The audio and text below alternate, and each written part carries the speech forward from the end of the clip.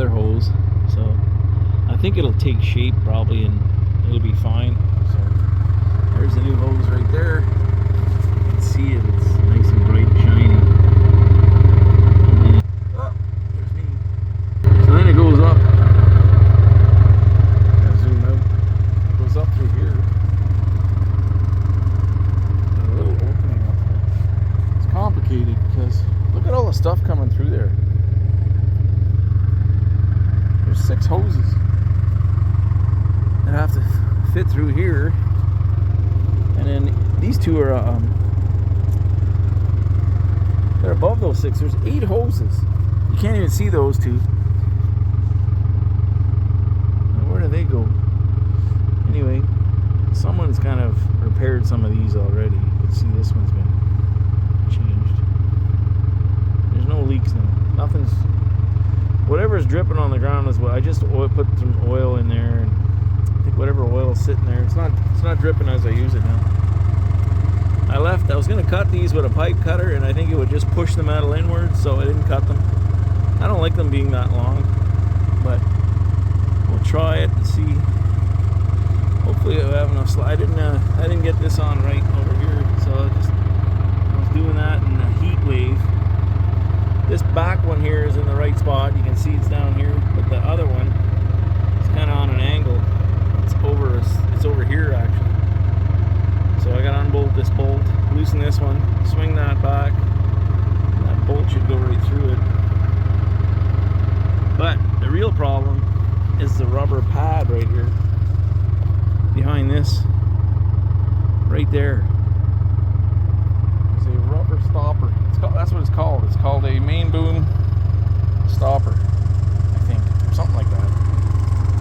And all it does is see all the space in there? It shouldn't have that much space.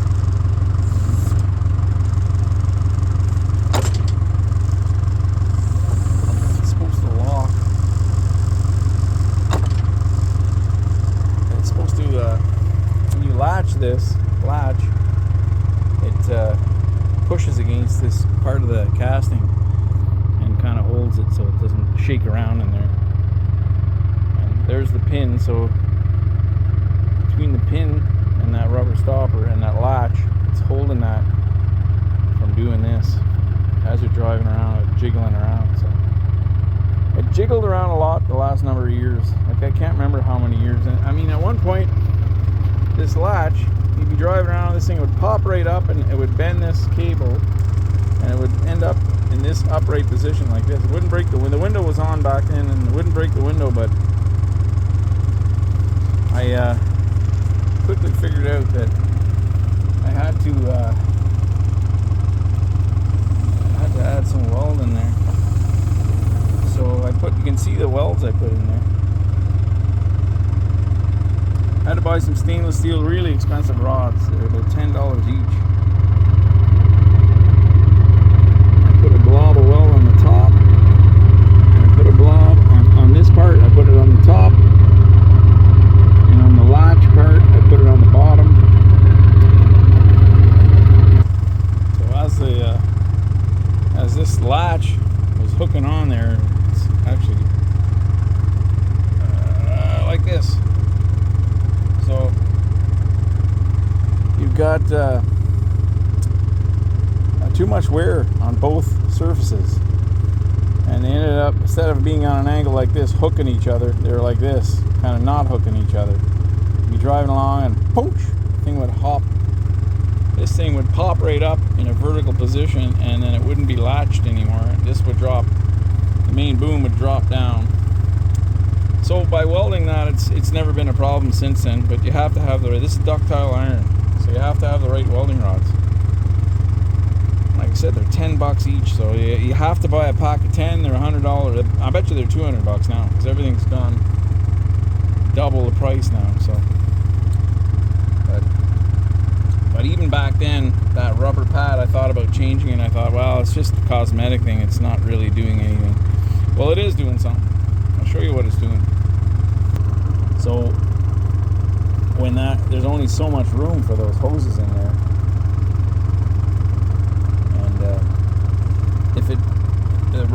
being worn out, it's actually this upright, this main boom is rocking a little bit too much this way, back and forth, and it's rubbing on this hose.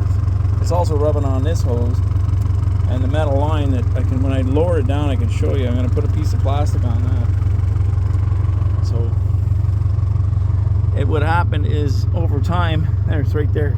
There's the hose on the left side. There's the hose on the right. There's not a lot of room in there. So over a long period of time, I'm talking, I've had it 18 years, 19. I've had it 19 years. So many thousands of hours. It wore through the hose. So to prevent that happening again, which should probably take a long time for it to happen again, but it probably will happen eventually again. So I ordered that piece of rubber. I mean, the hose is $150 and the rubber pad is $100. So I can either wait and buy another hose or buy the rubber pad and prevent having to buy 2 hoses and all the work and aggravation of having to change that. I wasn't sure what the part number was on that pad, but when I took it off, I could see some numbers on the back side. You know, you gotta hand it to Case and even Caterpillar. They number everything. Like, there's part numbers on everything. Every part on this backhoe's got some sort of part number, or you can find it. You know, you can do a search and find a lot of stuff. See, it's right in the casting. You enter these numbers and do a search on eBay, or there's another one, another part number here. So I'm not saying everything on the backhoe, but many parts on this old machine have part numbers, so it makes it easy to find what you're looking for. But you know, it's been around so many years that there are many models like this. This is the 580K. I always think it's a CK. It's a Construction King. I think the Construction King model started in the mid-70s, early 70s. So I don't know.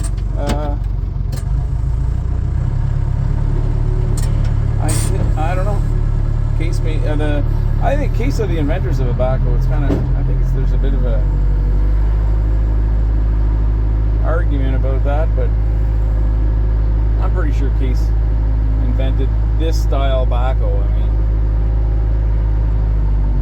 this configuration, which has stood the test of time. I mean, it's changed a lot over the years, but the fundamental design hasn't really changed at all. You got a bucket, a front end loader on the front, and a backhoe on the back, 2 stabilizers, 4 tires, a transmission, and an area to sit, an operator's area. You know, the original ones didn't have cabs, but you know, they've done a lot of work over the years, over the last 50 years, 60. I think it's around 60 years ago they invented the backhoe. So that's it. That's all I got to say. But that pad should come in, that rubber stopper. It's called a rubber stopper, and